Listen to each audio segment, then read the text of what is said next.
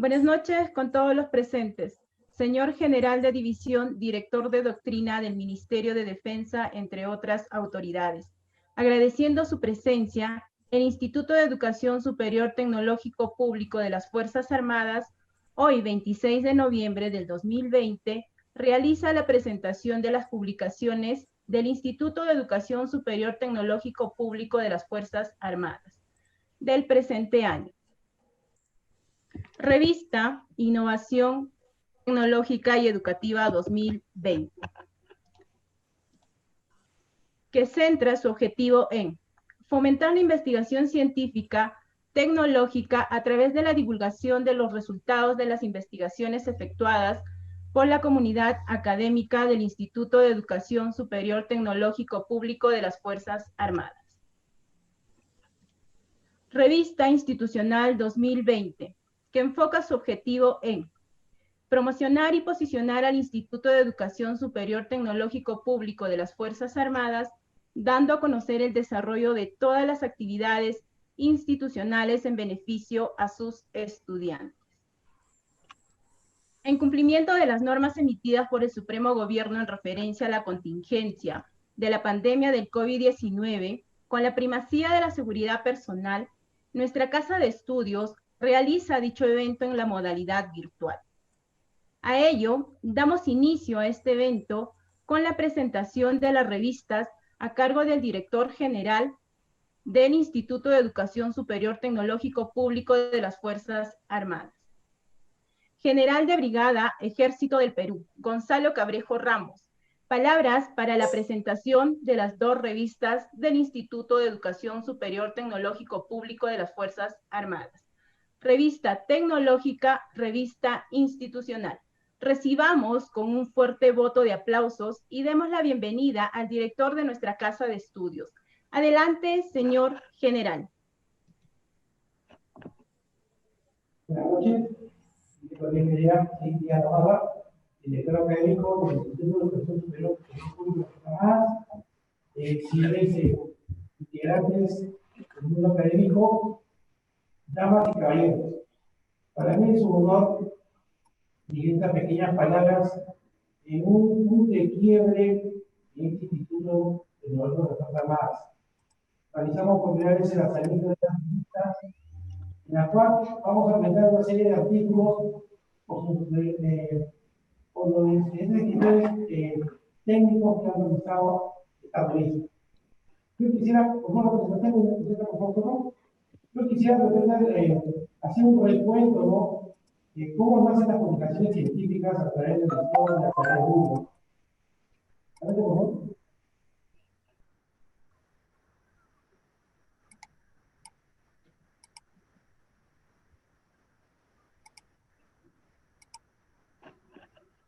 Gracias.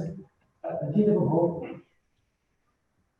Vamos a comenzar sabiendo que la publicación científica constituye en el mundo actual el arquetipo de la investigación y la actividad científica y tecnológica.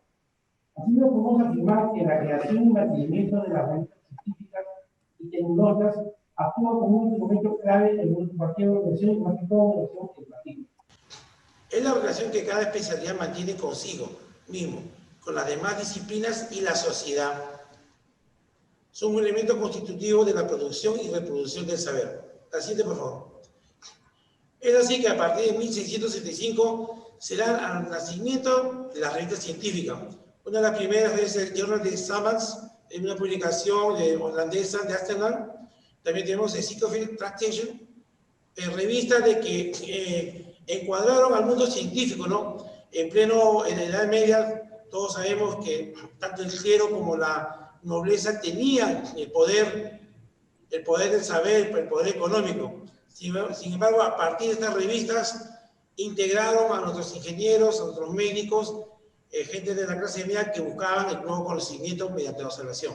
La siguiente, por favor.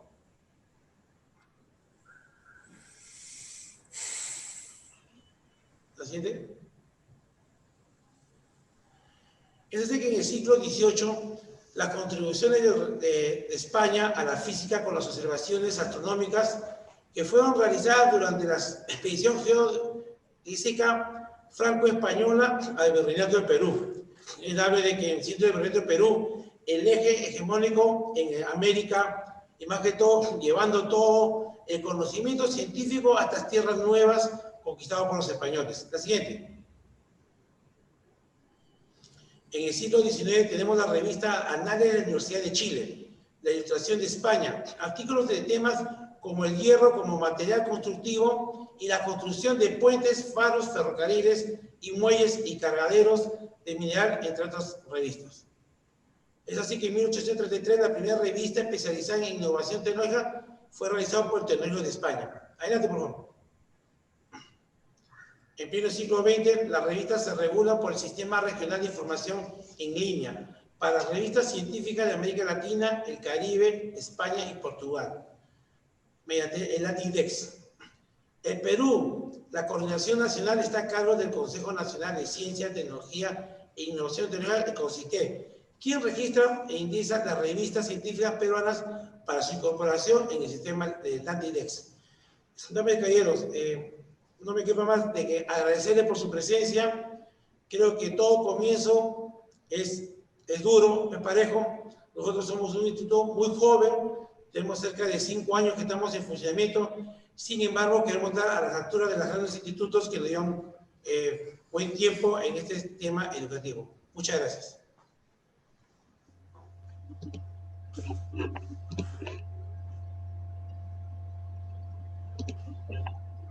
Muchas gracias, general.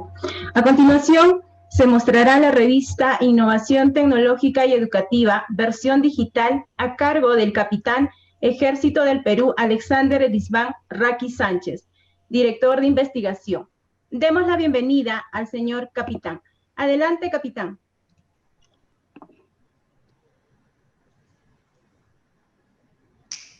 Ante todo, muy buenas noches. Mi general, distinguidas autoridades académicas como públicas, vamos a poder presentar nuestra revista digital, nuestra revista tecnológica, versión digital.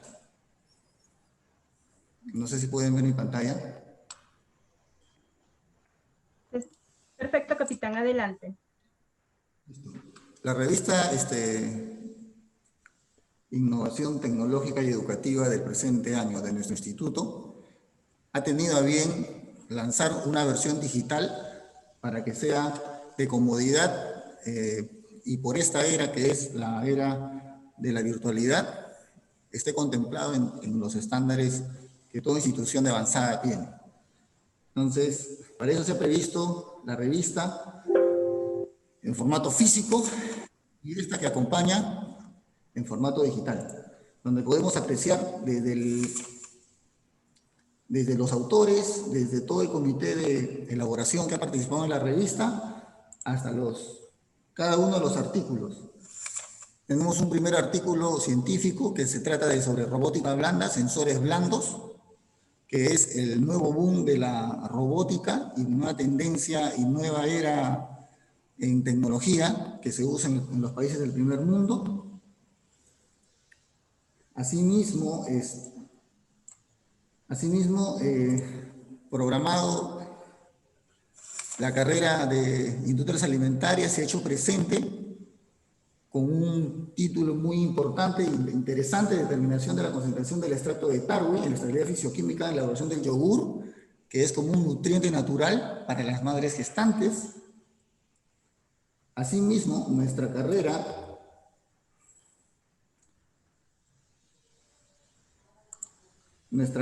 de topografía también se ha hecho presente con un análisis comparativo de un levantamiento topográfico con drones, ¿no? Y estación total, estas dos versiones de análisis geográfico.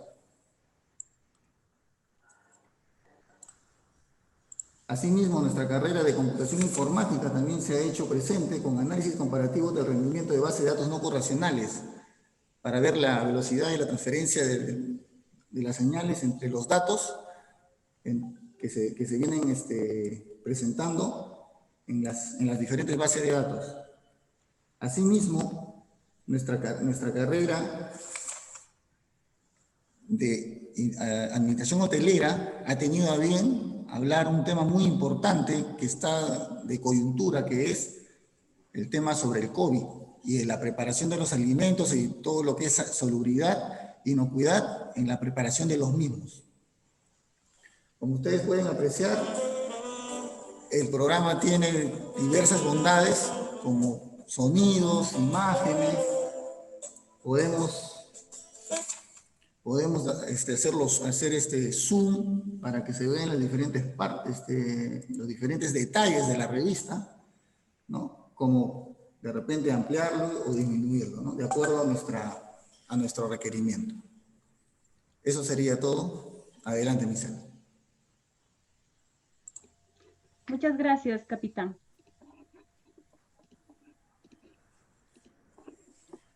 Continuando con el evento, la licenciada Urbana Cajavilca se encargará de detallar los lineamientos con que elaboró la revista de innovación tecnológica y educativa. La señora Urbana Cajavilca es licenciada en Bibliotecología y Ciencias de la Información. Es profesional con amplia experiencia en el desarrollo de publicaciones como libros, revistas científicas.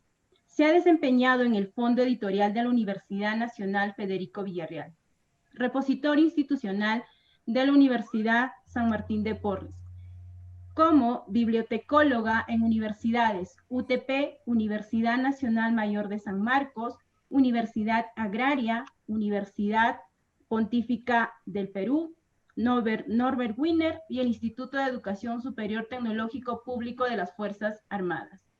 Su trayectoria en la aplicación de la investigación ha sido el de fomentar el uso de las buenas prácticas en la investigación científica.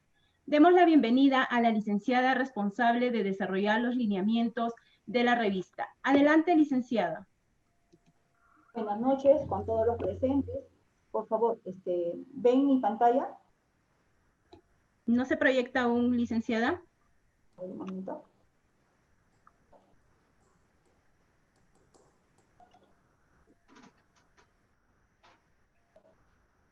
Conforme, licenciada, ya se está proyectando. Adelante.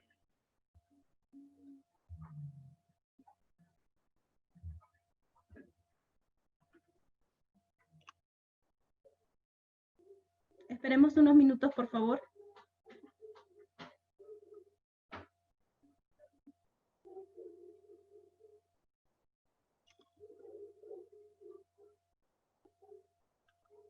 Licenciada Urbana.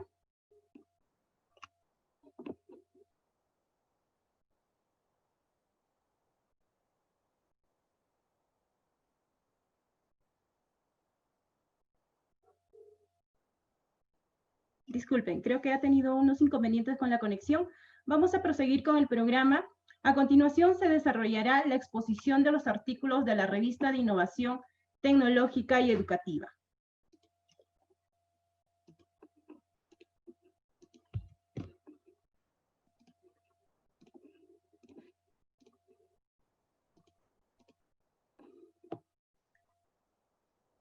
Primer artículo a presentar. Título: Diseño, fabricación y análisis de un sensor blando multicapa, a cargo del maestro Alexander Raqui Sánchez, magíster en Ciencias de la Ingeniería, mención mecánica de la Universidad de Chile, ingeniero mecatrónico, licenciado en Ciencias Militares con mención en mecánica, especialista en Derechos Humanos y Derecho Internacional Humanitario, especialista en mantenimiento de municiones y misiles, profesional con amplia experiencia en procedimientos y procesos logísticos en unidades del Ejército del Perú, en docencia y asesoramiento, en materias sobre tecnología aplicada a la educación, Instituto Tecnológico Federico Uranga, ICA, ETE.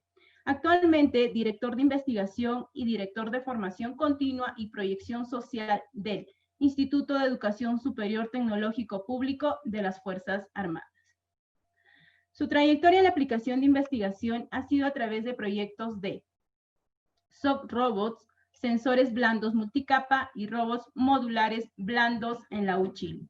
Expositor en la Universidad Técnica de Berlín, Alemania, sobre sensores blandos. Tercer puesto en el concurso de póster del V Congreso de Científicos Peruanos en Europa 2017. Expositor sobre sensores blandos en la comunidad de robótica de la Facultad de Ciencias Físicas y Matemáticas, UChile. Expositor sobre herramientas tecnológicas aplicadas a la inseguridad ciudadana en ADEX. Expositor sobre Industrias 4.0 aplicadas en la educación superior en el Instituto de Educación Superior Tecnológico Público de las Fuerzas Armadas. Recibamos con un fuerte voto de aplausos al maestro Alexandro. Adelante, maestro. ¿Puede ver mi pantalla? Se está compartiendo unos minutos. Perfecto, maestro. Adelante. Ya. Muy bien, a continuación vamos a presentar el artículo Diseño, Fabricación y Análisis de Sensores Blandos Multicapa. Estamos viendo una presentación donde vemos cómo se ha ido comportando la robótica a través del tiempo. Empezamos con un robot rígido, frondoso, estático. Ha ido evolucionando por parte de la movilidad. ¿Y esto a qué se debe? A que la robótica ha querido o quiere y está en proyección a tener el comportamiento humano. Entonces, y acá vemos, y bueno, más o menos cómo son las proyecciones. Vemos como la robot Sofía, que tiene dentro de su estructura, ¿no?, electrónica, parte de estos sensores blandos, donde uno puede discriminar tanto la ubicación del efecto táctil de cualquier esfuerzo que lo pueda hacer, como el rango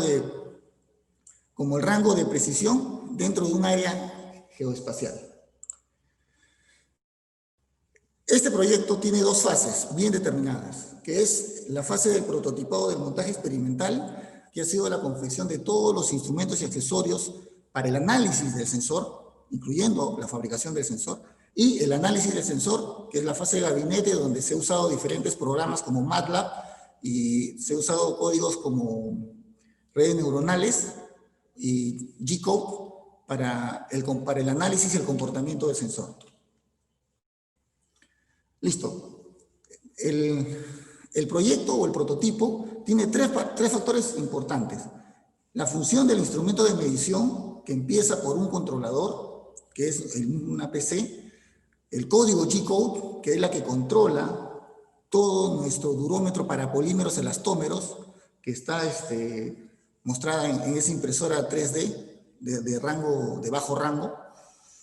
Nuestro sistema de amplificación de señal, ya que la señal electrónica emanada por nuestro sensor era muy baja, de las cuales necesitamos un amplificador instrumental INA 128 para que dé la señal de acuerdo al uso del voltaje que usa nuestro microcontrolador. En este caso, nuestro microcontrolador es el repeater host, y asimismo su esquema general, donde se controla tanto el durómetro para polímeros como el comportamiento de los sensores y los microcontroladores, que son un formato electrónico. Para hacer estos sensores se ha usado una etapa de diseño que inicialmente ha sido concebida en un software CAD, donde en base a moldes y en base a la técnica litografía blanda o soft lithography, se ha concebido los microcanales, que es la parte conductual donde se inyecta un líquido conductor metálico y esta genera la sensibilidad dentro de nuestro sensor. Y para nuestra fabricación se han tenido los siguientes pasos bien marcados. La combinación de la mezcla, que es del Ecoflex 0040, que es un polímero elastómero de alto rendimiento y de alta elasticidad. La mezcla dentro de una bomba de vacío para limpiar las asperezas y para que nuestro prototipo salga similar a la piel de cualquier organismo vivo, ¿no? Y cumpla las acciones o actitudes táctiles que se requieren. Después, el embebido de Gallinstam, que después de empalmado tanto la tapa como el cuerpo del sensor.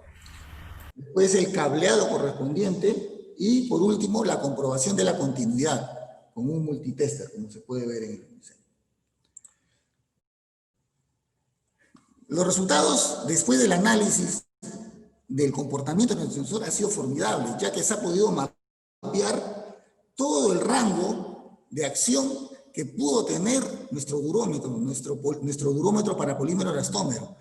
Y donde podemos ver acá que el tamaño del cuadrado, ¿no?, es la intensidad de la presión en que es ejercido. Y los cuadraditos pequeños es la mínima intensidad. Después, también se puede referir que se ha concebido bien el diseño, ya que en cada lugar, en cada punto, reconoce, gracias a las redes neuronales dentro del software MATLAB, reconoce la pulsación o el estímulo de presión que el durómetro ejercía sobre el sensor. Y bueno, con un análisis de histéresis que fue dentro del rango de lo aceptable, para que no alterase de repente las señales y mucho menos los resultados cuando ingresan a nuestras redes neuronales, para que nos den tanto el rango de presión como la ubicación. A continuación vamos a ver un video donde podemos ver claramente que el prototipo está muy bien adecuado, ha sido muy bien confeccionado.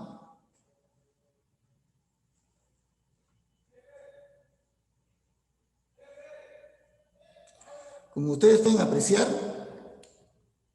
nuestro polímero, que nuestro sensor está a base de un polímero elastómero, está recibiendo los pulsos o las pulsaciones. Y estas se reflejan en nuestra tabla, que está en base a presión, en base a dos líneas, a presión en capacidad del tiempo.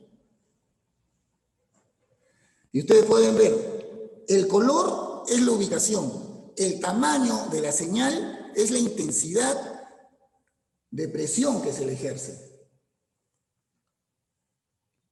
Entonces ustedes pueden darse claramente que el sensor con el software MATLAB y bajo la técnica de redes neuronales, coincidentemente están dando vida al sensor y declarando que puede suplir, ¿no?, la actividad táctil de cualquier ser vivo.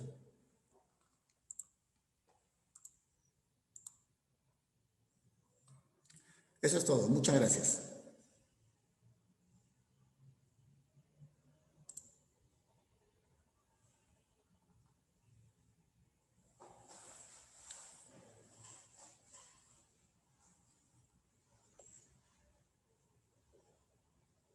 Miss Evelyn.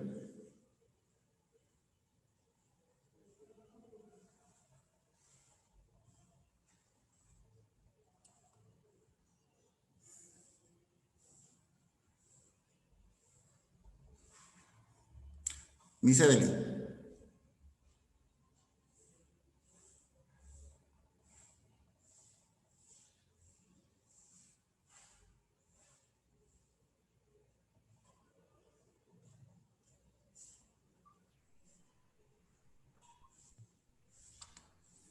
Adelante, Miss Evelyn. Capitán, está sin audio, dice.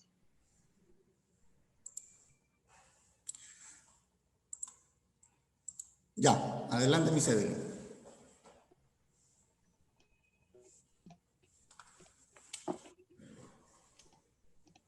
Disculpen los imprevistos.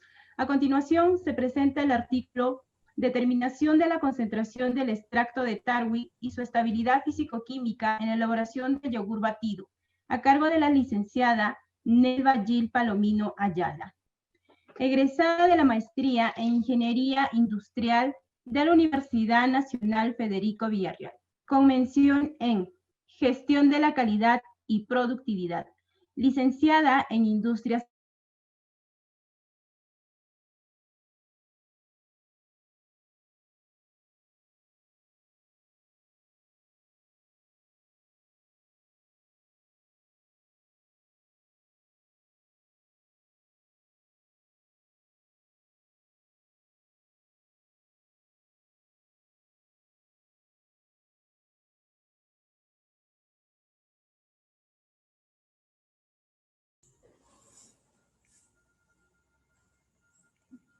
Miss Nelva, ¿puede empezar su artículo? Creo que... no, ahí está la Miss Evelyn.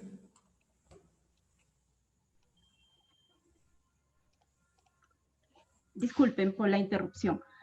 Continuando el artículo, determinación de la concentración del extracto de Tarwi y estabilidad físico-química en la elaboración del yogur batido, a cargo de la licenciada Nelva Gil Palomino Ayala, egresada de la maestría en Ingeniería Industrial de la Universidad Nacional Federico Villarreal, con mención en Gestión de la Calidad y Productividad, licenciada en Industrias Alimentarias y Nutrición, y con el grado de Bachiller en Ingeniería Agroindustrial, especialista en implementación de Sistema Gestión de Calidad, Seguridad y Salud en el Trabajo e interpretación de las normas ISO, Balance Scorecard y los KPI.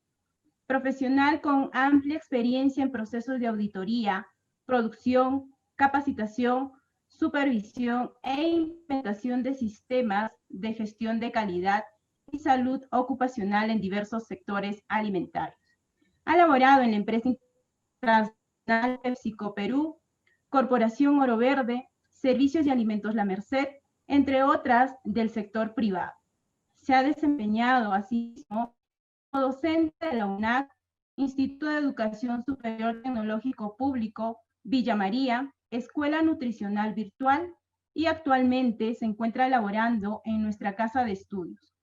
Actualmente ella está como docente tutor del programa de estudios en la carrera de Industrias Alimentarias.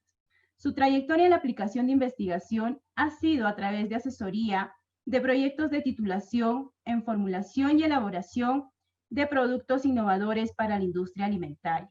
Recibamos con nuestro reconocimiento y aplausos a la licenciada Nelva. Adelante, licenciada.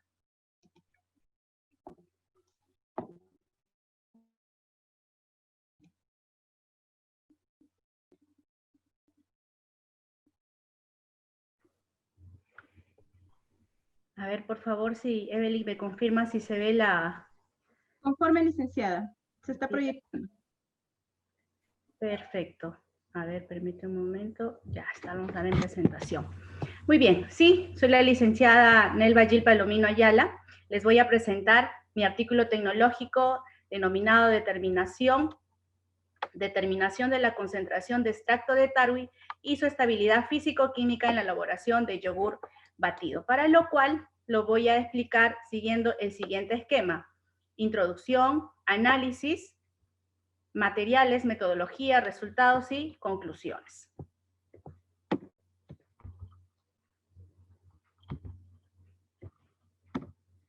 Muy bien, ustedes están viendo ahí en la primera imagen, tenemos al Lupinus mutalabis, que es el nombre científico que recibe el Tarwi en quechua y Tauri en aymara.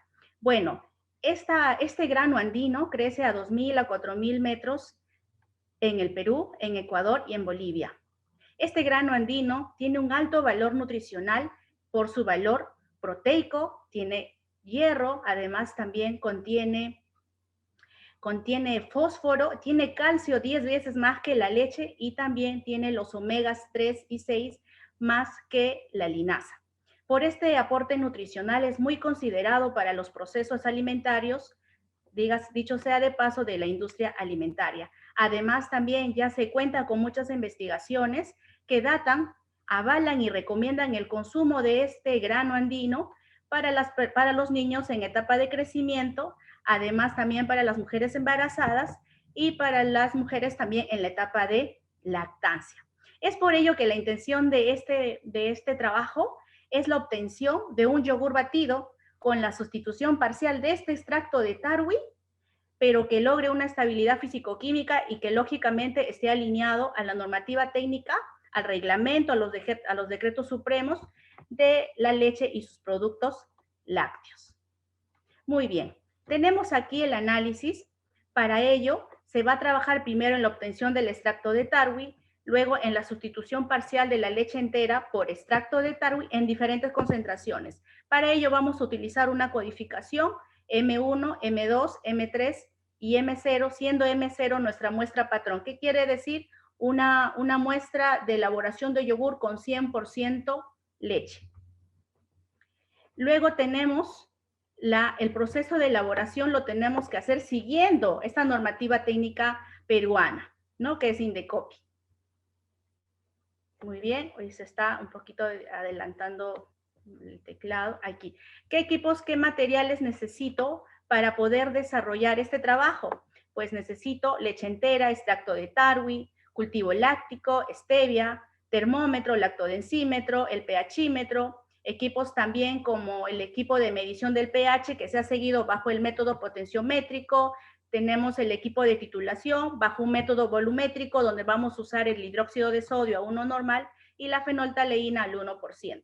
Además también del equipo de titulación en el cual va a ser posible formar el ácido láctico y la obtención del punto isoeléctrico, variado principalmente por estos factores físico-químicos del pH y el ácido láctico. Muy bien. Ahora tenemos el proceso de la metodología experimental. El tema de la extracción del tarwi, tenemos que tener aquí una situación, ¿no? No es ni dulce ni tampoco es salado, pero es amargo, y esto es debido a que tiene un alto contenido en alcaloide. Entonces hay que hacer un acondicionamiento en su primera etapa, ¿no? He considerado las etapas de selección, pesado, un remojo, una etapa de inmersión por 18 horas, una primera cocción para el tema del ablandamiento del grano a unos 85 grados por 1 hora, y luego hacemos el desamargado en un plazo de 12 días, intercambiando el agua. Luego hacemos nuestra primera desinfección porque nuestra línea es que el producto sea inocuo y totalmente seguro, ¿no? Usamos el hipoclorito del sodio a 0,5% por cada litro durante 5 minutos. Pasamos a la etapa de lavado, descascarado, porque en la cáscara está este alcaloide que le da este amargor y no, realmente no me va a hacer, esa característica como no me ayuda para mi producto final. Luego pasamos a la etapa del pulpeado, tamizado, el pasteurizado para eliminar cualquier tipo de microorganismo que haya podido sobrevivir en la etapa de cocción. Luego, finalmente, ya tenemos nuestro extracto de tarwi. Pasamos al siguiente nivel, que es el diagrama de flujo de la elaboración del yogur del extracto de tarwi, ¿no? Hacemos nuestra recepción de la leche, haciendo los controles rápidos, que es la prueba del alcohol y la prueba del azul de metileno. Luego pasamos por el proceso de homogenización, una pasteurización. Hacemos una pasteurización lenta de 75-85 grados por unos 15 minutos para también así acá hacer un control microbiológico, que es la norma también me lo exige. Luego tenemos el enfriamiento, hacemos un shock térmico para poder inocular este cultivo que es el Lactobacillus, que dicho sea de paso es un anaerobio facultativo, un gran positivo y una catalasa negativa. Con esto aseguro la calidad de mi producto, pero tengo que acondicionarlo. Entonces hago un shock térmico que estaba en 85, llego a 43 grados centígrados, lo dejo inoculando por un plazo de 6 a 8 horas. Durante este proceso, ¿qué es lo que pretendo? Llegar al punto isoeléctrico, obtener datos que me aseguren la estabilidad físico-química del producto, sabemos, está dirigido mi producto para mujeres embarazadas. Entonces, mi prioridad es que el producto sea inocuo, seguro y saludable. Luego de este proceso de incubación donde se da el punto isoeléctrico, vamos al proceso del enfriamiento, vamos a endulzarlo con un edulcorante natural que es la stevia, pasamos a la etapa del batido y el mezclado donde se rompen los coágulos, luego tenemos el envasado y finalmente el etiquetado que también debe estar alineado a la normativa técnica vigente peruana, ¿no? Entonces, en este sentido, tengo mis 2 diagramas de flujo acondicionados a la norma técnica y buscando la estabilidad físico-química. Pero tengo mi incógnita. Si estoy haciendo una sustitución parcial de la leche, que es 100%, por extracto de tarwi, ¿cuánto sería el porcentaje adecuado donde aseguremos la calidad del producto y sobre todo la estabilidad físico-química? Muy bien, a continuación les voy a presentar los resultados de estas muestras. Aquí, por ejemplo, tenemos en el cuadro, ¿no? Tenemos la codificación M0, M1, M2, M3 y M4. Siendo M0 nuestra muestra patrón, 100% leche. 100% leche. Y luego vamos a ir digamos, aumentando este porcentaje de extracto de tarwi, ¿no? Empezamos con un 15%, luego con un 30%, continuamos con un 50% y finalmente con un 75%. Lo ideal sería, si el tarwi tiene un alto valor proteico, lo ideal sería a mayor cantidad, más nutritivo, pero físico-químicamente no siempre responde en ese sentido. ¿Ok? Entonces aquí tenemos nuestra primera inspección.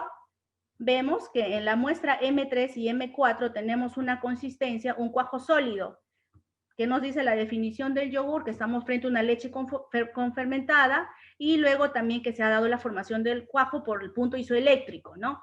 En el M4 también tenemos un resultado positivo, pero ciertamente es muy espeso, y ahí se está saliendo de la definición de un yogur batido, que ese es el que pretendo obtener. Aquí vamos a evaluar, por ejemplo, el comportamiento de estos factores físico-químicos, el pH y por otro lado el ácido láctico.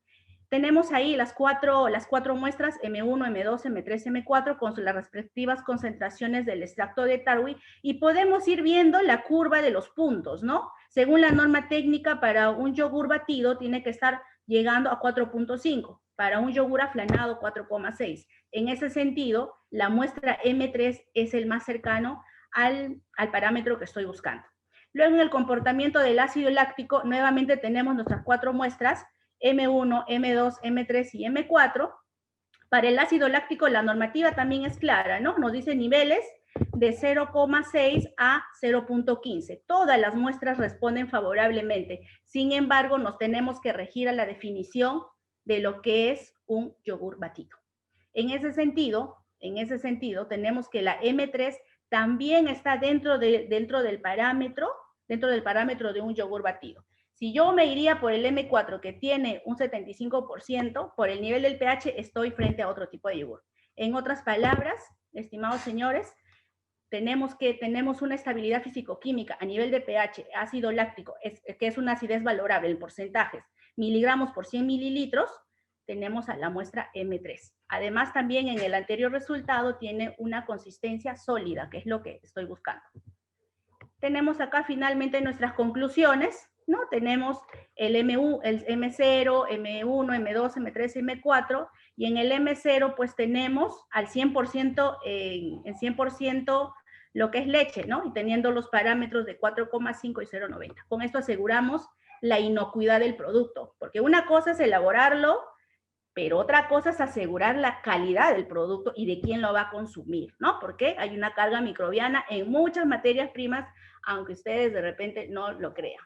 Muy bien, entonces concluyo con mi artículo tecnológico, que se pueden hacer sustituciones parciales utilizando los granos andinos que tienen este alto valor proteico, imagínense 10 veces más que la leche, ¿no? Y omegas que son necesarios para la formación del feto durante el proceso de embarazo de una mujer. Eso sería todo. Muchas gracias.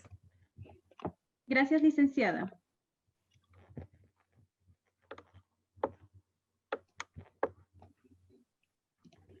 Por favor, su pantalla. Gracias, licenciada.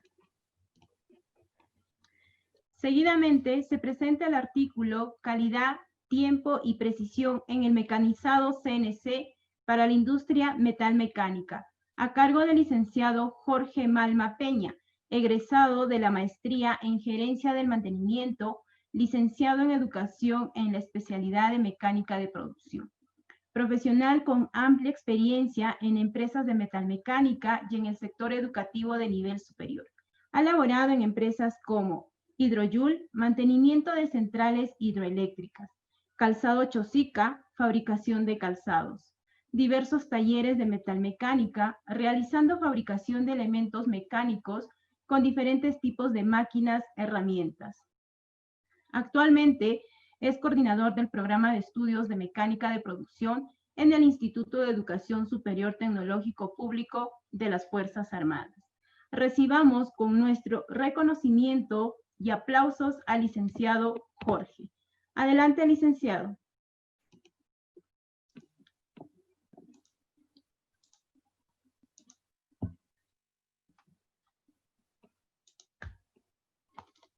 Buenas noches. Gracias, licenciada, por la presentación. En esta oportunidad voy a presentar el artículo con el tema Mejoras en la calidad, tiempo y precisión usando mecanizados CNC en la industria metalmecánica.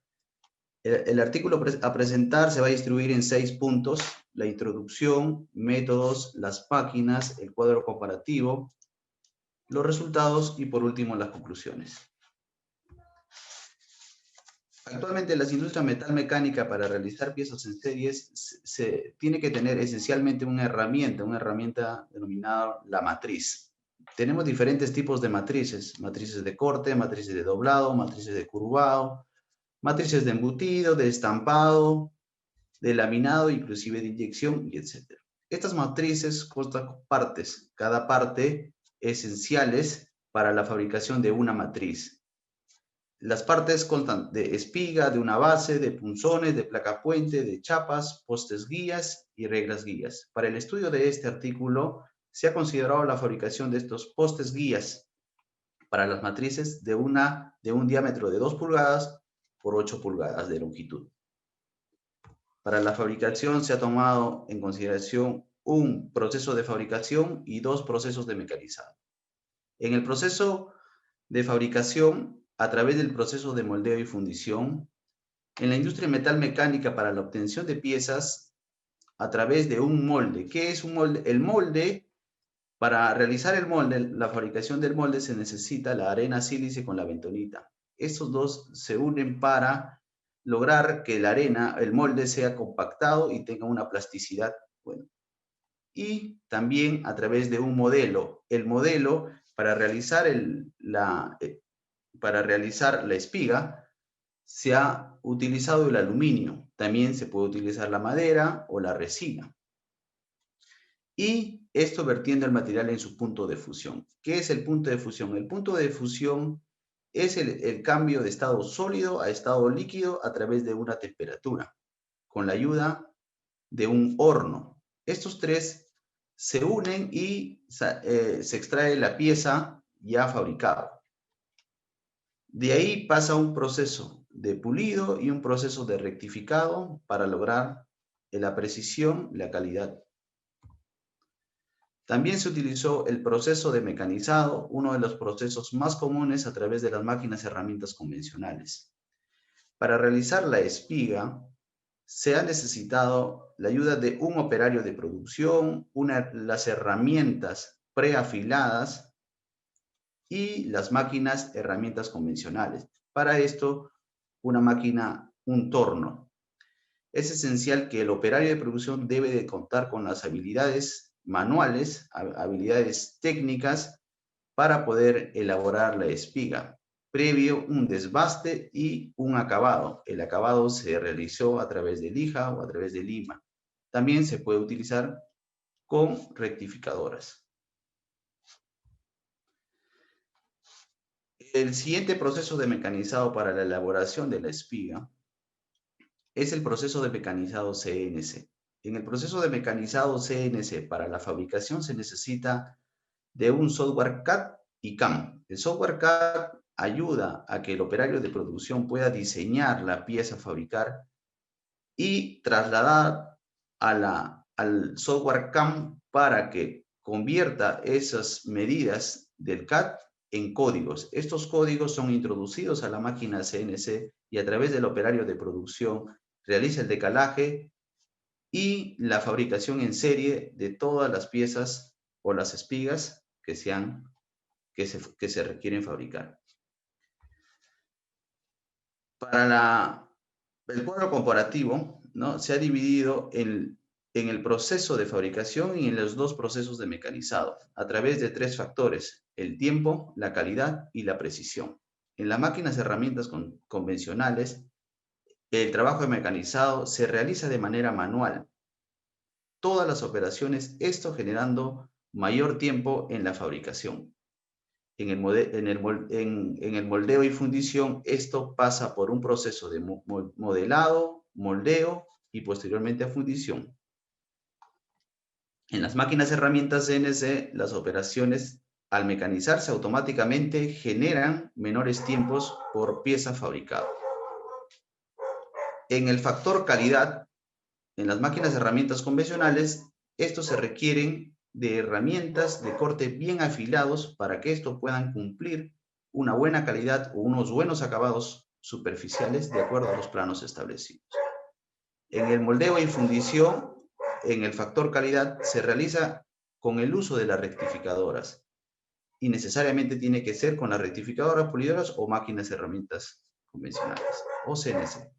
En las máquinas y herramientas CNC, para mejorar la calidad, en el factor calidad, el perfeccionamiento En los acabados cuentan, ¿por qué? Por la herramienta de corte intercambiable. Ya no necesita el preafilado, sino se cambian y es por eso que se logra una buena calidad y unos buenos acabados superficiales. En el tiempo precisión, en las máquinas herramientas convencionales, se requieren de las habilidades manuales del operario para que estos logren las precisiones micrométricas. En el moldeo y fundición, para lograr la precisión, al momento de ser terminados los productos, posteriormente son perfeccionados en máquinas herramientas. Y en las máquinas herramientas CNC, las máquinas herramientas son controlados automáticamente y al ser controlados automáticamente la precisión micrométrica es mucho mejor. Como resultado tenemos que las máquinas CNC, ¿no?, mejoran la calidad, maximizan la productividad y reducen los tiempos de producción. A través de una buena profundidad de corte, con avances adecuados y una velocidad. También generan alta precisión y fabricación de piezas complejas dependiendo de los tipos de ejes que cuentan las máquinas CNC. También optimiza los procesos en la ejecución de mecanizados y realiza mayores cantidades de piezas mecánicas. Como conclusiones, se concluye que los procesos de moldeo y fundición siempre se requieren de máquinas herramientas, accesorio para los mejores acabados y las medidas de precisión. Y se concluye que las máquinas convencionales son procesos que siempre requieren de las habilidades y destrezas del operador para lograr la fabricación de piezas mecánicas en serie. Y se concluye que también las empresas metalmecánicas adquieran las máquinas herramientas CNC para mejorar su productividad en la fabricación de elementos mecánicos y lograr la calidad, el tiempo y la precisión adecuada para la metalmecánica. Con esto explicaría el artículo. Muchas gracias y buenas noches. Gracias, licenciado. Muy interesante la ponencia. A continuación, se presenta el artículo Análisis comparativo del rendimiento de bases de datos no relacionales, a cargo del ingeniero Wilson Gerardo Cardosa Yontop, egresado de la maestría en Ingeniería de Sistemas con mención en Gerencia de Tecnologías de la Información y Gestión de Software. Ingeniero en Computación e Informática de la Universidad Nacional Pedro Ruiz Gallo. Especialista en programación y base de datos. Tiene como experiencia desarrollo de software en la empresa Tecnocom, más de 10 años como docente de institutos y universidades como Universidad Nacional Pedro Ruiz Gallo, Universidad Señor de Zipán, Universidad César Vallejo. Se desempeña actualmente como docente en nuestra casa de estudios en el programa de estudios de computación e informática. Recibamos con nuestro reconocimiento y aplausos al ingeniero Wilson. Adelante, ingeniero.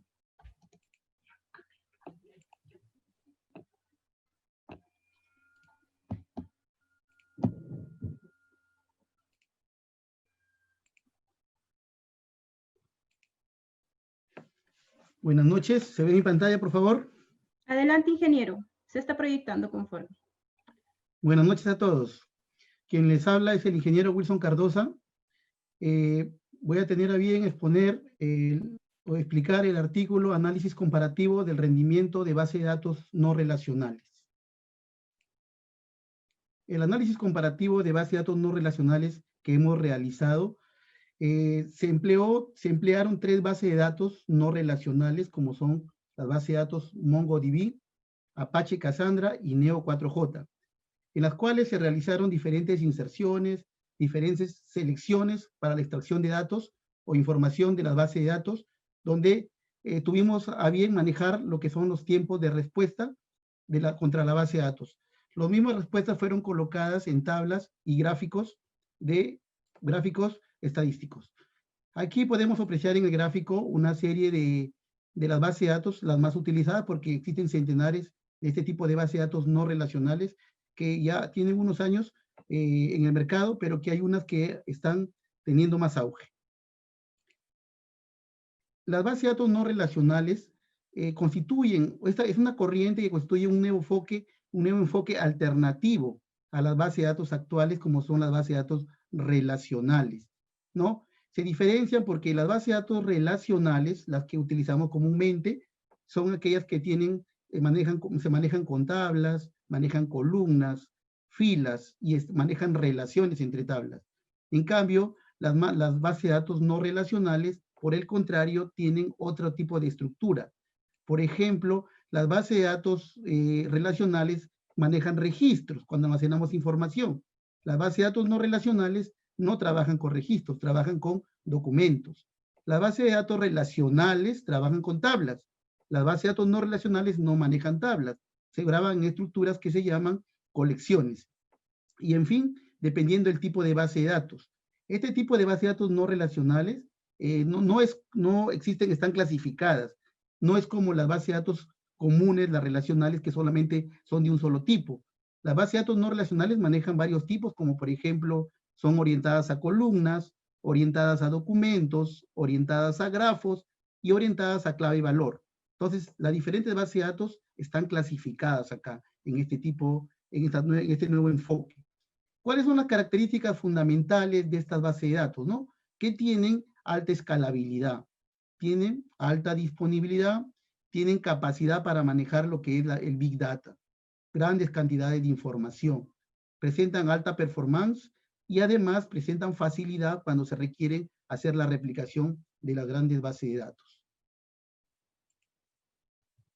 Las herramientas tecnológicas que hemos utilizado, de todas esas bases de datos que existen actualmente, nosotros hemos seleccionado 3 bases de datos. El criterio que hemos tenido, hemos revisado estudios hechos, por ejemplo, por Google, estudios hechos por Amazon y estudios también hechos por empresas donde se ve cuáles son las más utilizadas. En este caso se ha visto de que MongoDB, Apache Cassandra y Neo4j son las más utilizadas, por tanto se tomaron como estudio para el caso. Como parte de hardware, hemos utilizado una máquina de términos medios, ya que estas bases de datos no necesitan tener máquinas con grandes performance. Entonces se ha utilizado para el rendimiento, para las pruebas de rendimiento y de los tiempos de respuesta, se ha utilizado una computadora portátil con un procesador Intel Celeron, ¿no? De 1.9 GHz. Se ha empleado una memoria RAM de 4 GB, ¿no? Tipo de sistema, Windows 8.1 de 64 bits. ¿Y para qué? ¿Por qué? Porque hemos podido hacerlo de repente en otras máquinas con mejores performance, pero el objetivo era demostrar que estas bases de datos no necesitan trabajar en equipos con grandes características. La metodología que se utilizó para el estudio, ha sido una metodología, vamos a llamarla una metodología secuencial. Lo que primero se hizo es conseguir los instaladores de las bases de datos, instalarlas en una sola máquina, en esa máquina portátil. Para poder hacer comparaciones se tuvo que hacer la instalación en una sola máquina. Se instalaron las 3 bases de datos en los mismos tipos de ediciones, porque hay ediciones que son ediciones libres y ediciones también que son pagadas, pero se ha hecho una misma edición para las 3 para tener similares características. Aquí se creó una base de datos, una vez que se instalaron, se ha creado su base de datos para empleando cada manejador de base de datos NoSQL. Entonces, una vez que se ha creado la base de datos, cada uno obviamente tiene un lenguaje para crear su base de datos. Y después hemos creado una base de datos similar en las 3.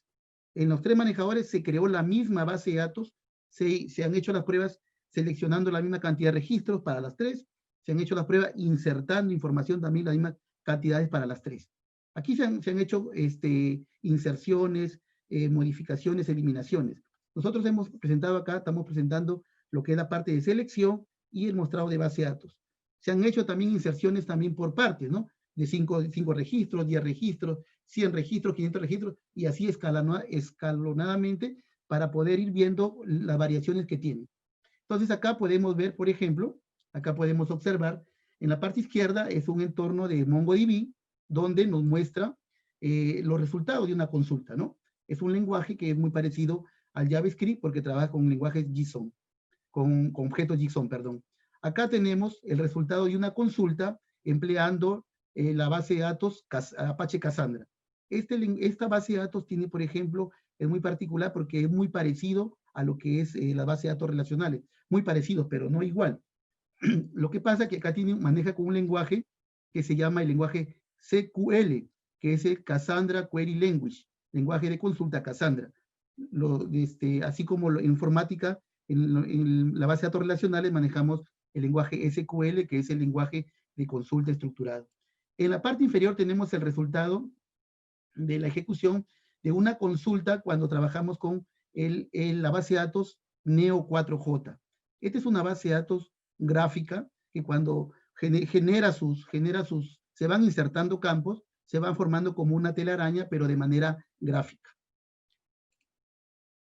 En los resultados hemos obtenido lo siguiente. Hemos puesto acá una parte de los resultados porque poner todos no alcanzaríamos.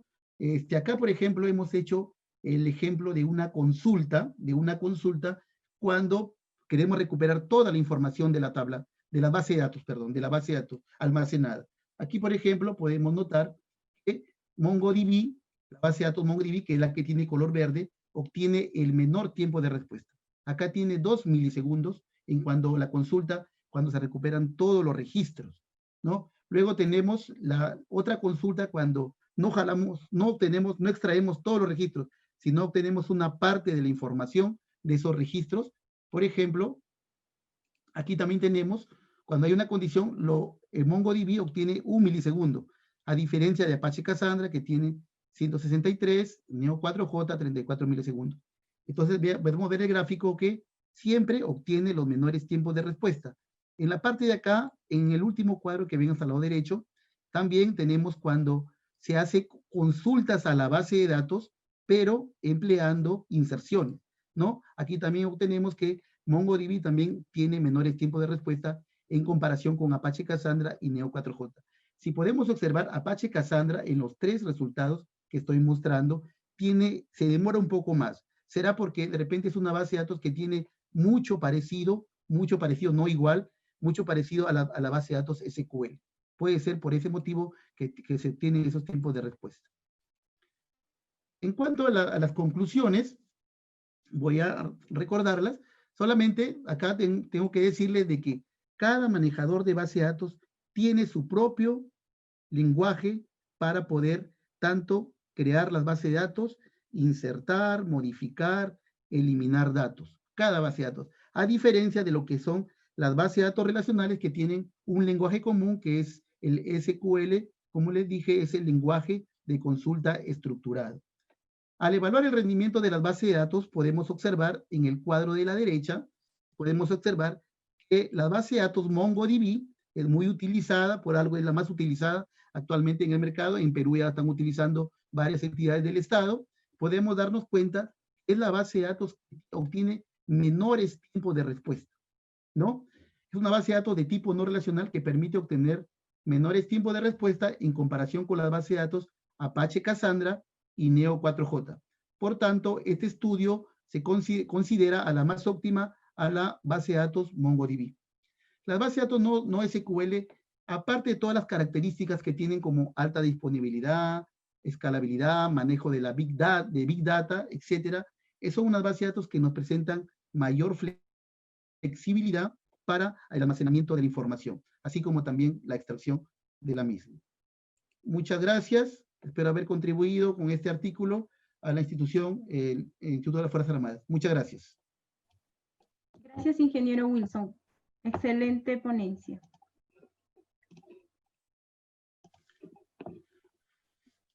Siguiendo, se presenta el artículo El impacto de la normativa sanitaria en los negocios gastronómicos, a cargo de la licenciada Jessica Grisel Cortés Vázquez, egresada de la Maestría de Ciencias Gastronómicas de la Universidad San Martín de Porres y en Administración de la Universidad Enrique Guzmán y Valle.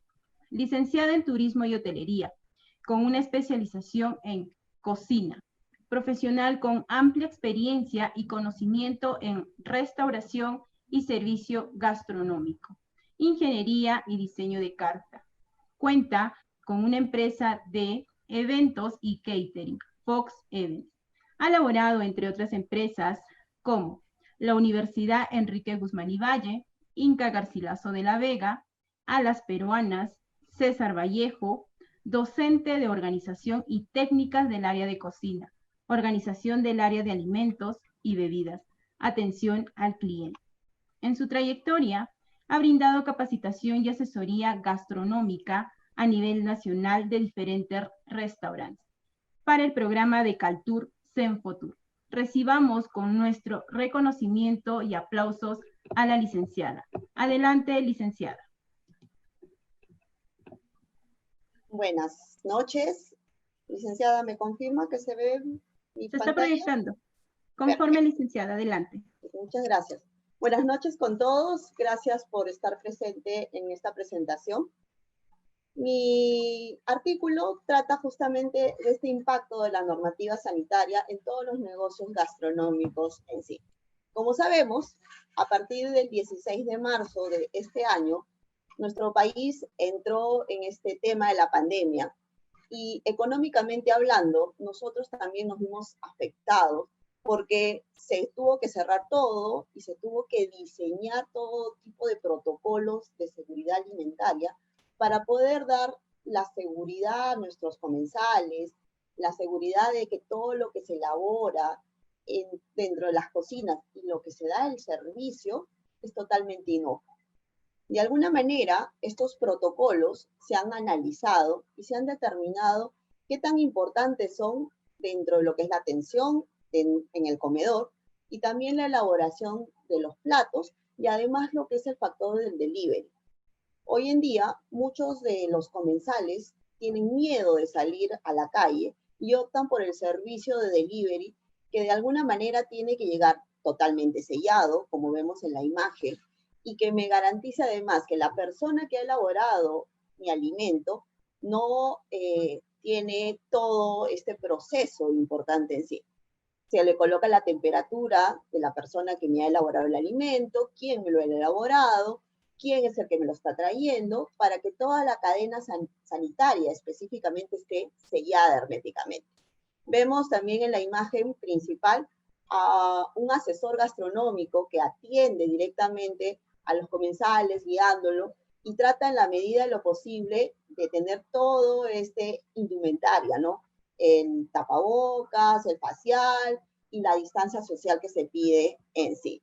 Dentro de este análisis también yo he hecho un tema de varios negocios de cevicherías en sí, para poder llegar a un resultado final.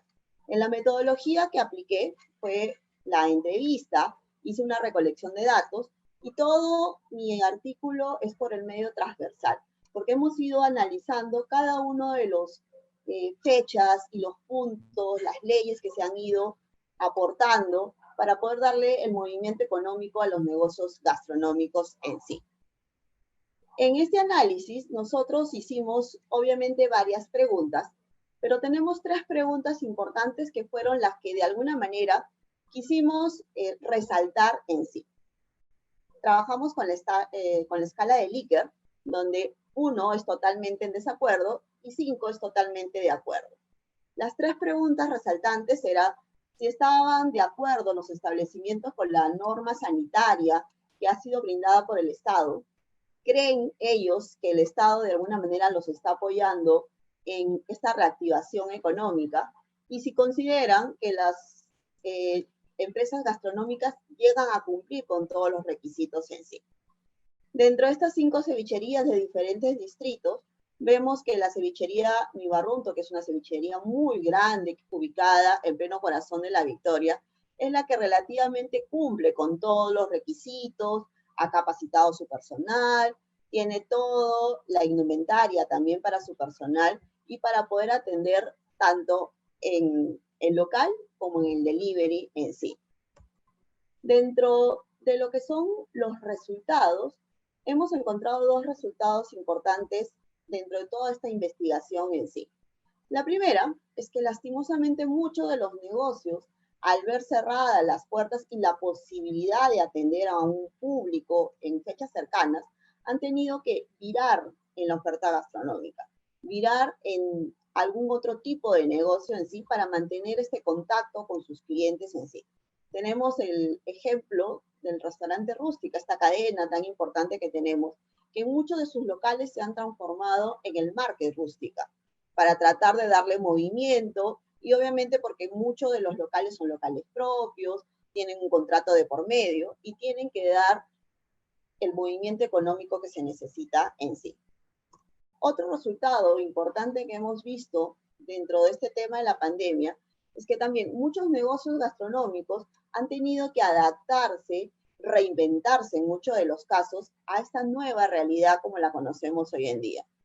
Todos estos protocolos, tanto en cocina, en comedor y en delivery, que son los que vemos en sí, son totalmente cuidados, se han ido capacitando progresivamente a cada uno de sus trabajadores, se ha seleccionado a cada uno de ellos justamente con todas las medidas necesarias y se está tratando de ir incrementando como va avanzando los negocios, retomando con todos los trabajadores en sí.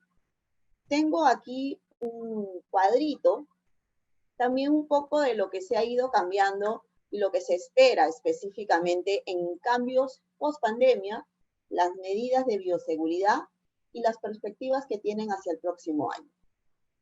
Relativamente, muchas de las cevicherías tienen varios puntos en común, como la creación de los combos, de diferentes estrategias en sí, el combo mañanero que es entre las 10 y las 12 de la mañana, han reducido las cartas, han tratado de crear cartas digitales justamente para evitar la manipulación de la carta física, han obviamente adecuado el comedor con todo esto del distanciamiento social, las medidas de bioseguridad, muchos de ellos, además de realizar pruebas mensuales en cada uno de sus colaboradores, también han creado sus propias medidas, están en capacitaciones constantes y creen por consiguiente que una de las medidas más importantes es contar con delivery propio, no tercerizar para darle la confianza de vida a sus comensales en sí. Todos tienen una perspectiva hacia el 2021 en incrementar la clientela, en mejorar y en fidelizar a sus clientes con todo este plan que se está viendo, mejorando, planificando, con cada una de las características que ellos quieren dar a cada uno de sus comensales en sí. Por consiguiente, específicamente, yo he concluido varias cosas, pero tenemos que ver como muy importante, por ejemplo, que Micentur es el creador y el que ha dispuesto todo este protocolo sanitario del COVID-19, y ellos de alguna manera también están creando diferentes cursos online para jóvenes emprendedores, que de alguna manera quieren emprender negocios pequeños y que se siga dando este movimiento económico. ARMAT, que es la Asociación de Restaurantes Marítimos del Perú, y es con lo que también se estuvo trabajando el tema directamente de las cevicherías, ellos también están muy comprometidos con el país y están realizando todo tipo de capacitaciones para los personales de las diferentes cevicherías y la gente que de alguna manera quiere mejorar el servicio y todos los protocolos en sí. En líneas generales, nuestro país siempre es muy creativo, es innovador, y de todas esas nuevas experiencias hemos visto de que se sacan nuevas alianzas y nuevos prospectos de establecimientos en sí. Eso es todo. Muchas gracias. Gracias, licenciada. Excelente ponencia. A continuación, se presenta el artículo Análisis comparativo de un levantamiento topográfico con dron y estación total, Lima, a cargo del ingeniero Luis Carlos Seminario Adriancén, egresado de la maestría en Ingeniería Civil con mención en Carreteras, Túneles y Puentes, de la Universidad Nacional de Colombia.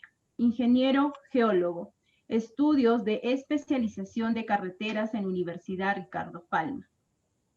Profesional con amplia experiencia en exploración geológica, estudios de suelos para obras civiles, interpretación de imágenes satelitales, fotografías aéreas y mapas geográficos y geológicos.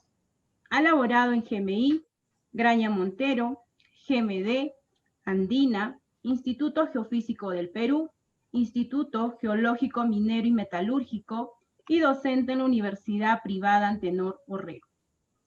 Universidad Nacional de Piura, Universidad César Vallejo, CENCICO, ENSUM y el Instituto de Educación Superior Tecnológico Público de las Fuerzas Armadas.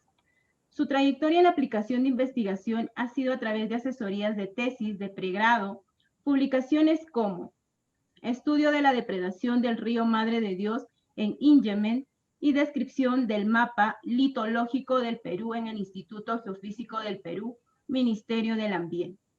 Recibamos con nuestro reconocimiento y aplausos al ingeniero. Adelante, ingeniero.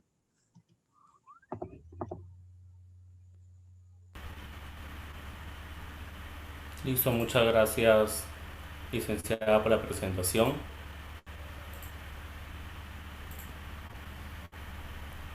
¿Me confirma, por favor, si se puede visualizar mi pantalla? Conforme, ingeniero, adelante. Listo, gracias. Quien le saluda es el ingeniero Luis Seminario, como lo presentó la licenciada hace un momento, y tenemos nosotros aquí un análisis comparativo entre un sistema convencional directo y el otro de manera indirecta. Agradezco mucho a mi ex estudiante egresado ya, Eric Espinosa, que fue nuestro colaborador para poder realizar este análisis comparativo. Ese tema consta de 6 pasos: introducción, análisis, métodos, un análisis FODA, resultados y conclusiones. Bueno, inicialmente nosotros sabemos que la topografía en los últimos 10 años ha tomado un empuje y un auge bastante grande, donde ahora, a través de la tecnología tanto topográfica como fotogramétrica, en métodos alternativos de obtención de data, este resultado nos va a llevar a una elaboración de planos cartográficos, y con la finalidad de poder tener los resultados óptimos en lo pertinente a un modelamiento del terreno. Como ustedes pueden visualizar en la imagen, en la parte izquierda está el dron y en la parte derecha la estación total marca Leica, con la que hemos trabajado para poder realizar ese análisis comparativo. Luego tenemos en esa parte el análisis. Ahora viene ya lo que realmente hace el dron y la estación.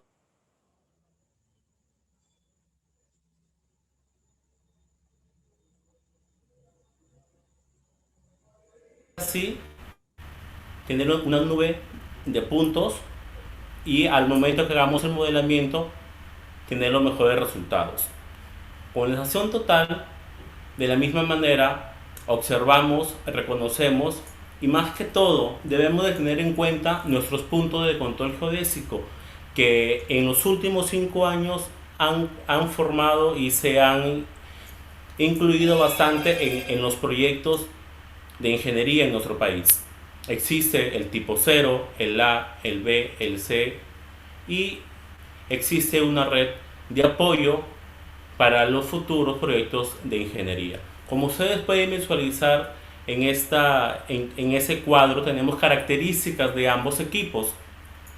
Recuerden, nosotros nos encontramos en la parte andina de nuestro país, donde está la parte costanera, andina y selvática, que esto nos ayuda a poder tener una mejor estructura topográfica del país Perú. Aquí tenemos la expansión de cómo podemos nosotros ir trabajando, ¿no? Tenemos la cantidad de hectáreas mínimas y máximas, tanto del dron como la estación total. Tenemos el tiempo, en el dron es el tiempo de vuelo, y la estación total es la toma de data, que ya lo realiza el topógrafo en ese caso. El costo de alquiler de cada equipo, ¿no? En el caso del dron es de 130 y la estación total de 160.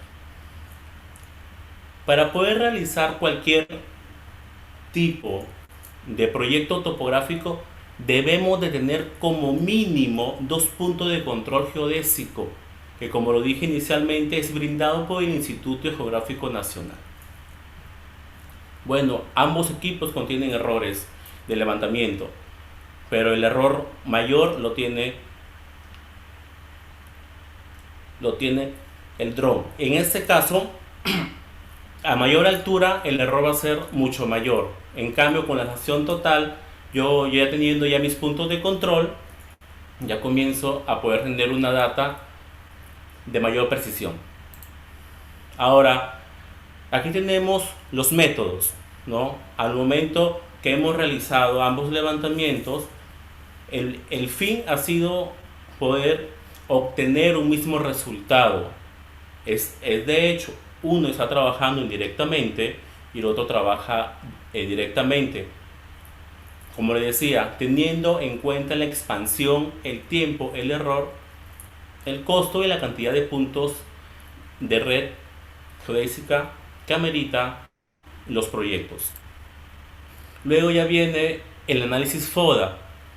Así como nosotros, también los equipos contienen unas fortalezas, oportunidades, debilidades y amenazas que a veces nos frena o no podemos realizar nada porque es por parte del terreno, es por parte de la zona, está muy nublada o X problemas más que se nos puedan presentar.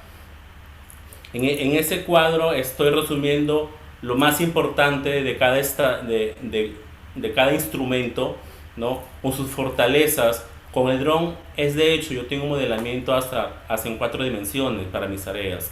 En la gestión total, lo que me gusta de este equipo es que lo trabajamos a través de los software y tenemos también la lectura que es rápida y el equipo está estable. Eso es lo que nos ayuda a nosotros bastante. Entonces, en las oportunidades, aquí tenemos que el dron es operativo para la parte civil y también para la parte militar. La gestión total es de la misma forma, pero en comparación con el dron, nosotros sí podemos hacer trabajos nocturnos con la gestión total. Tenemos debilidades, el dron, los ciberataques es el que los frena. La gestión total, ¿no? Las compañías van cambiando, van innovando, ¿no? Entonces, esto va haciendo de que en ambos equipos se requiera una capacitación y en las amenazas, pues los drones en altos ratios de accidentes y gestión de espectros radioeléctricos.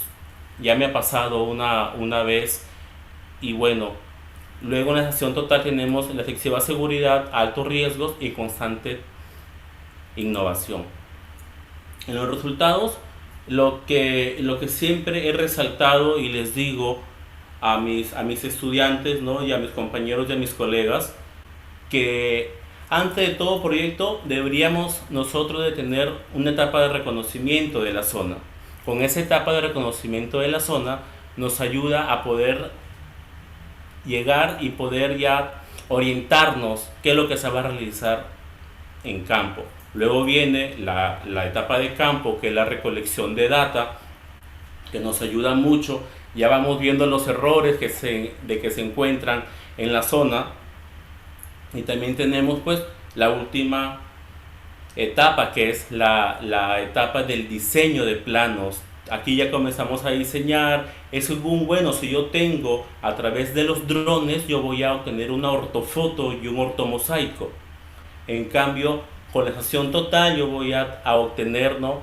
Tanto para mi levantamiento altimétrico como planimétrico. Yo voy a poder visualizar desde mi vista de planta y también voy a poder yo visualizar mi perfil longitudinal con mi cuadro de datos, que es lo que a mí me interesa. Y bueno, aquí tengo ya las conclusiones. Los datos que han sido tomados con el dron y la obtención de data han sido captados con la estación total.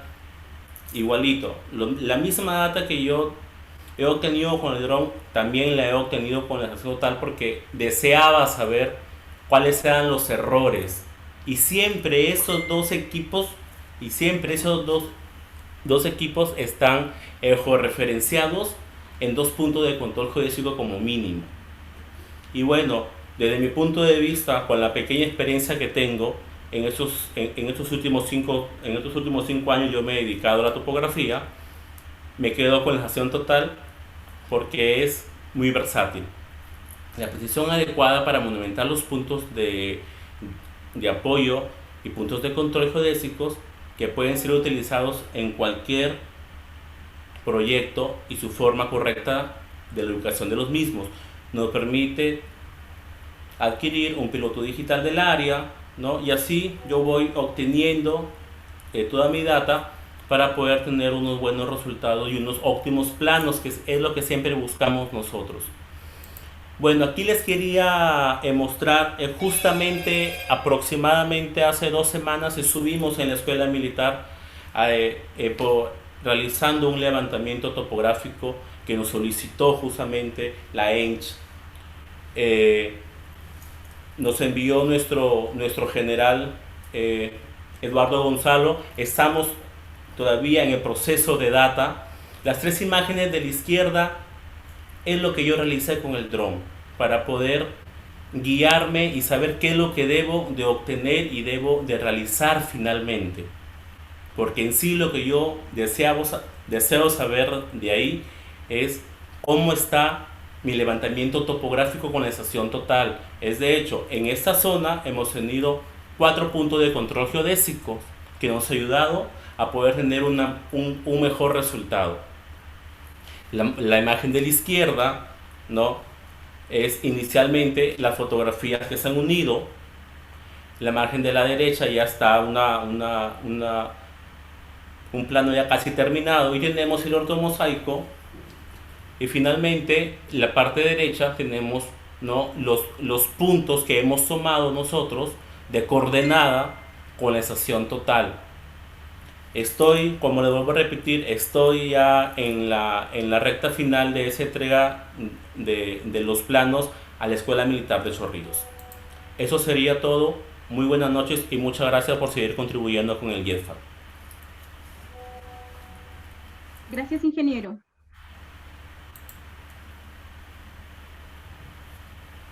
Se ha presentado los artículos de la revista de innovación tecnológica y educativa. A continuación, la licenciada Urbana Cajavilca se encargará de detallar los lineamientos con que elaboró la revista de innovación tecnológica y educativa.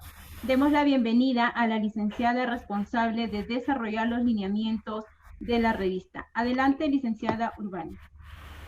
Buenas noches con todos los presentes. Como ustedes han podido apreciar, los artículos presentados, ¿no?, se caracterizan por tener una visibilidad de impacto tanto sus contenidos, pero también como sus formas. Entonces, para tener la forma de un artículo, tenía en sus artículos ciertos lineamientos. Estos lineamientos son estándares a nivel internacional que nos establece la TINDEX para todas las revistas científicas. Debe tener una revista, un nombre de la revista, que el título debe ser asociado a la temática de la institución a la cual publica esta revista. Debe contar una periodicidad. O sea, no puede, debe ser establecido su periodicidad, si va a ser anual, trimestral, bimestral, tiene que establecerse su publicación de sus artículos científicos. Debe contar con un ICCN. ¿Qué es un ICCN? Es un código numérico estandarizado internacional. Es un requisito básico para poder ingresar a catálogos, a base de datos en la cual la revista se va a posicionar. Debe contar con un consejo editorial. El consejo editorial es un grupo de especialistas, académicos, científicos, ¿no? Son aquellas personas que por su calidad científica proponen, asesoran para un mejoramiento continuo de esta publicación y en la toma de decisiones. En el consejo editorial va a estar conformado por el director de investigación, por la coordinadora de publicación, por los revisores pares y por el corrector de estilo. ¿Ves? Los revisores pares son aquellas personas profesionales de la temática de los artículos, pero son externos de la institución. ¿Ya? Son como árbitros que van a determinar si tiene impacto o no esos artículos para poder publicar. La siguiente diapositiva, por favor.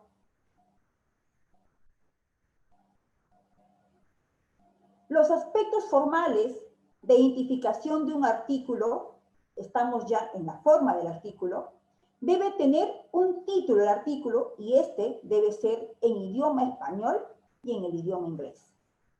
Puede tener un autor, 2 autores, 3 autores, hasta colaboradores que han contribuido al desarrollo de esta investigación. Ellos deben mencionar sus instituciones afiliadas, a dónde pertenecen. Debe contar con una fecha de recepción de aprobación del artículo. Debe contar con un resumen y palabras clave. Estas deben ser también en inglés y en español. Debe contar con una introducción, materiales y métodos, resultados, conclusiones y las referencias bibliográficas. Es muy importante considerar que para un artículo debe tener una característica particular. Debe ser original. Original. Sigamos, por favor, con la siguiente diapositiva. Nosotros, como comité editorial, tenemos un proceso editorial que abarca desde que se recepciona el artículo.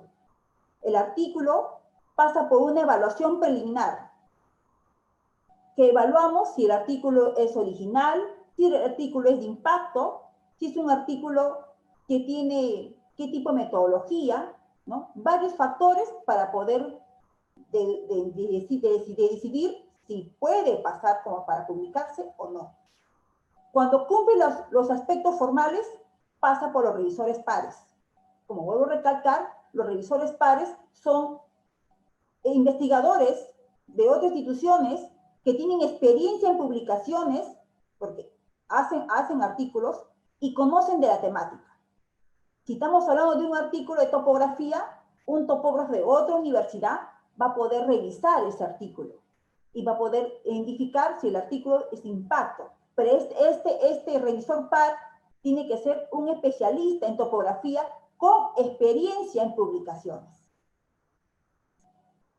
Aprobado la revisión pares, el revisor par va a recomendar si es factible o no su publicación o si tiene que algo mejorar su artículo.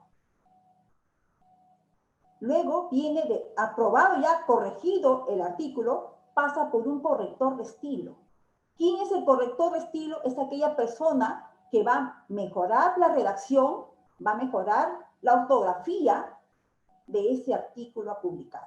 Finalmente termina con una impresión de prueba para ver cómo va quedando el diseño como forma y fondo del artículo a publicar en la revista Innovación Tecnológica y Educativa. Muchas gracias con todos. Eso es todo. Muchas gracias, licenciada.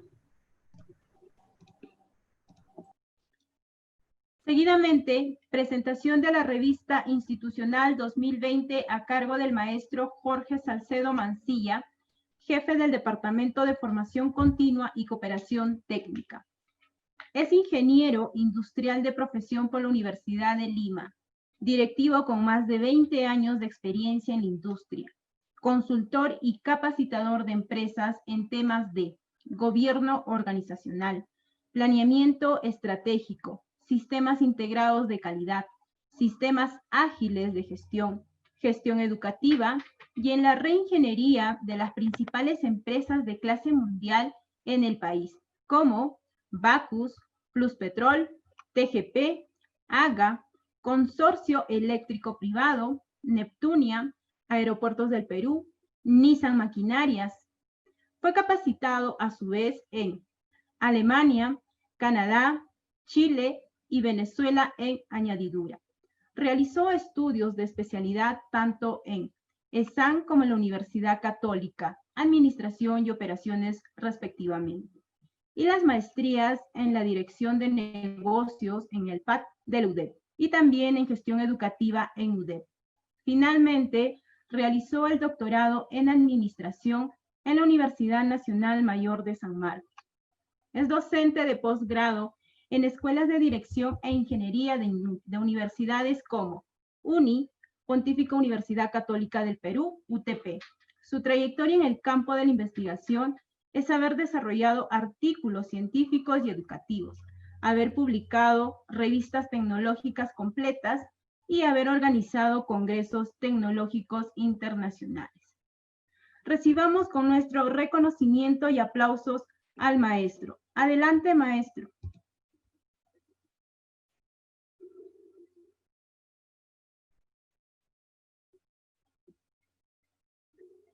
Maestro Jorge.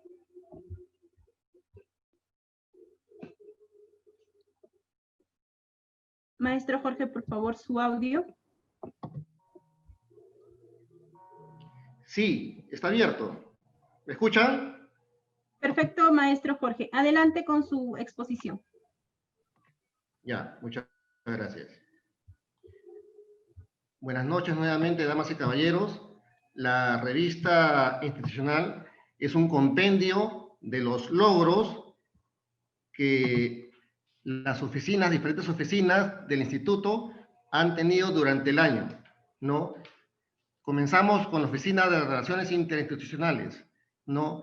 Nos visitó el Fanshawe College de Canadá, gestión íntegramente realizada por esta oficina, en la cual directivos de este gran instituto de Ontario, Canadá, compartieron con nuestros estudiantes y con nuestros docentes sus experiencias tecnológicas allá en el norte del continente, ¿no? Ha habido una transferencia de conocimientos tanto hacia nuestros estudiantes como nuestros docentes, como les había indicado.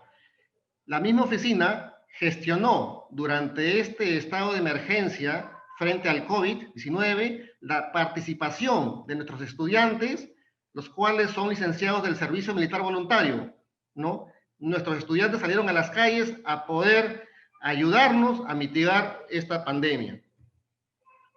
La dirección académica tuvo bien la programación de la inducción docente para este año 2020. Como ustedes saben, cada vez que ingresa un equipo de docentes a nuestro instituto, se les capacita, ¿no?, antes de empezar sus clases. Igualmente, la dirección académica, de una manera impecable, pudo presentar los diferentes perfiles de egreso para cada uno de los 12 programas académicos, tanto perfiles de egreso como sus campos de acción para nuestros egresados. Me refiero a los puestos de trabajo. Como lo pueden ver acá a la derecha, ¿no?, los perfiles, el perfil de egreso en este caso, hemos tomado como un ejemplo nada más la carrera de el programa académico de topografía, y acá abajo están los puestos de trabajo que les espera a estos estudiantes, a nuestros egresados. Y como pueden ver acá a la izquierda, hay una experiencia de vida de un estudiante. En este caso es Sandra Rosemary Molina Sánchez, ¿no?, egresada del programa académico de topografía, donde cuenta los beneficios de haber vivido durante 3 años con nosotros, ¿no? Este es un ejemplo, como les digo, en caso de programa académico de topografía. Igualmente, la dirección académica ha hecho un trabajo impecable para cada uno de sus 12 programas académicos. La dirección de investigación aprobó la guía para elaboración de perfiles y trabajos de aplicación profesional. Esta guía les permite a los estudiantes poder modelar sus diferentes proyectos.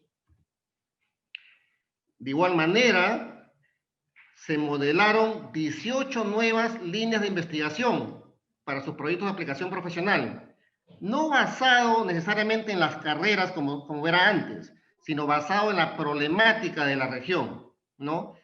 Estas nuevas líneas de investigación obedecen a un trabajo conjunto multidisciplinario, como lo pueden ver acá. En este caso solamente, bueno, por cuestión de espacio, solamente he puesto 4 de estas líneas de investigación, son 18, ¿no? Igualmente, uno de los mejores trabajos de sustentación que se presentó, bueno, fue por parte de la carrera, por el programa académico de mecánica automotriz, fue la construcción de un módulo didáctico de un mecanismo diferencial, ¿no? Ha sido una de las mejores sustentaciones, por ese mismo hecho lo estamos presentando. Igualmente, hubieron 2 proyectos que se canalizaron a través de esta dirección, que no solamente entraron en el tema de I+D+I, sino también llegaron un punto más arriba, que es sobre el tema del emprendedurismo. Se trata del proyecto YOLAC y el proyecto ARODE. El proyecto YOLAC es un yogur con sabor a fruta basado en vegetales, ¿no? Hecho por los estudiantes Luis Coronado, Vladimir Merino y Víctor de la Cruz. Y el proyecto ARODE es un sistema de alarma vehicular mediante aplicaciones móviles. Fue hecho por el estudiante Alex de la Cruz y Orlando González. Por otro lado, el área de talleres y laboratorios implementó un proyecto de Internet de las Cosas, el cual sirve para entrelazar todos los beneficios de nuestros equipos para nuestros estudiantes en educación remota, ¿no? No hay necesidad de que vayan al instituto a hacer sus prácticas, sino a través de la misma comunicación computacional que existe, esta tecnología de Internet de las Cosas les permite poder aplicar los diferentes equipos y maquinarias que hay en nuestro instituto de manera no presencial. La Dirección de Formación Continua y Proyección Social participó en la Feria Tecnológica del SIGDEF 2019. Como ustedes saben, es una feria tecnológica internacional que toma lugar en el cuartel general del Ejército, donde van diferentes empresas del mundo.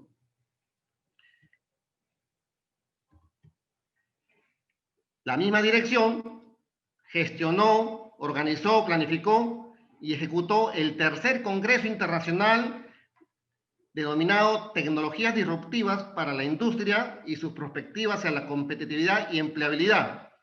Tuvimos a bien invitar a la Universidad Católica con una brillante exposición acerca de materiales, a Dual Technology con una brillante exposición sobre educación dual, al metro, a la línea 2 del Metro de Lima, donde su presidente, la misma persona que ejecutó el metro de Barcelona, nos explicó cómo se desarrolló el metro allá y el metro en Lima, que es un símil de lo que hubo en Barcelona, y sobre la conferencia Design Thinking, que fue una de las conferencias más aplaudidas, ¿no? Este fue el mejor evento que se pudo haber realizado a través de esta dirección en ese año.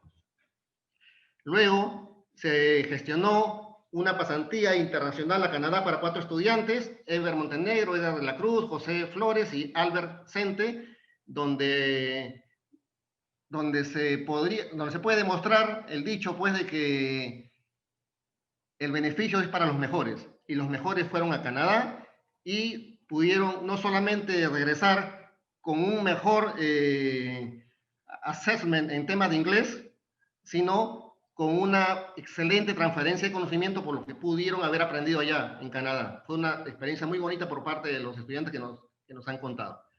De igual manera, hemos enviado 50 personas a pasantías nacionales para la empresa Soldexa, donde estudiantes nuestros se han beneficiado con temas de soldadura que van más arriba de lo que nosotros ofrecemos. O sea, han recibido más información de la que nosotros brindamos, ¿no?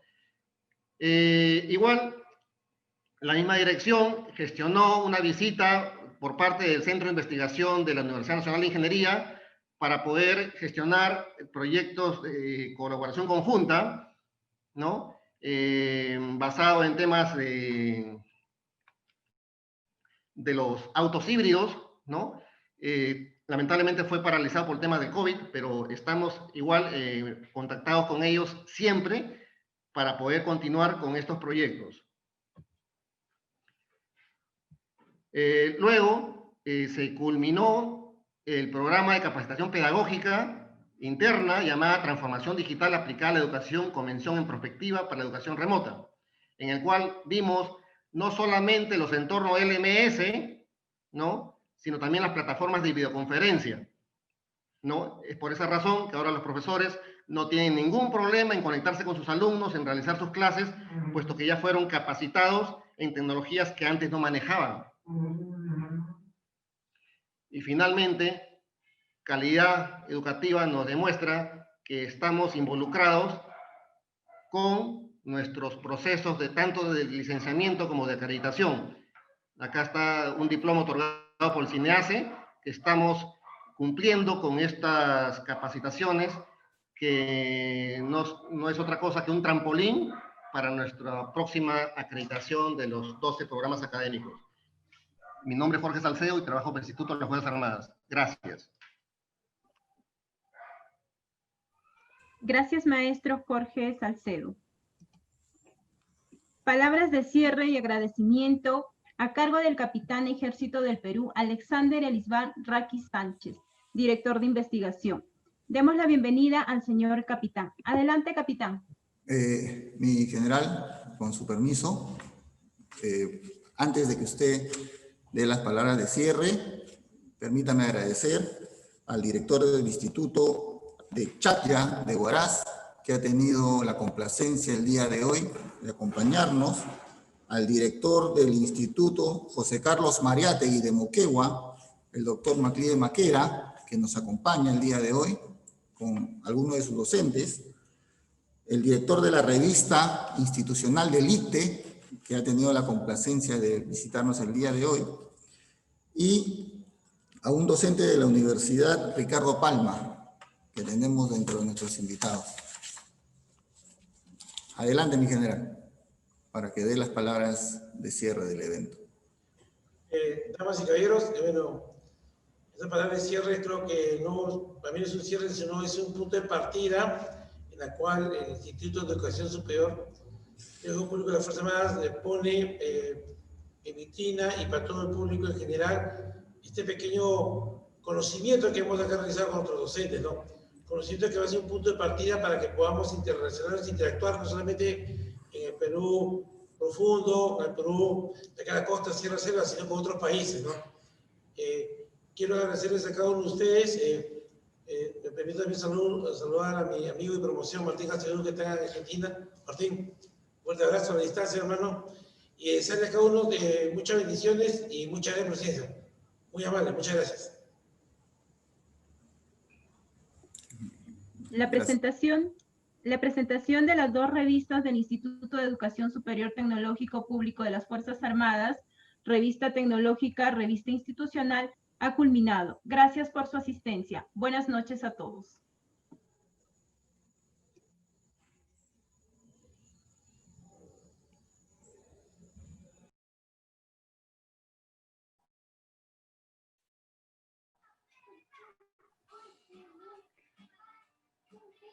Felicitaciones, capitán Alexander. Estaba muy buena la presentación.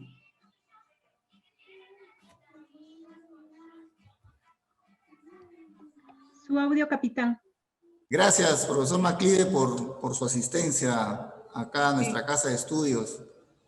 Una vez más, felicitaciones a nombre del Instituto de Educación Superior Público José Carlos Mariátegui de Moquegua, primeros en licenciarnos. Estamos muy gustosos, nos gustaría firmar un convenio para compartir experiencias en favor de los jóvenes de la región de Moquegua y los jóvenes de las Fuerzas Armadas. Muchas gracias. Gracias, profesor Maclide. Voy a hacerle extensivo a mi general para de repente concretar dicho convenio y se beneficien ambas instituciones. Muchas gracias. Hasta luego. Muchas gracias. Gracias por su asistencia. Muy amable.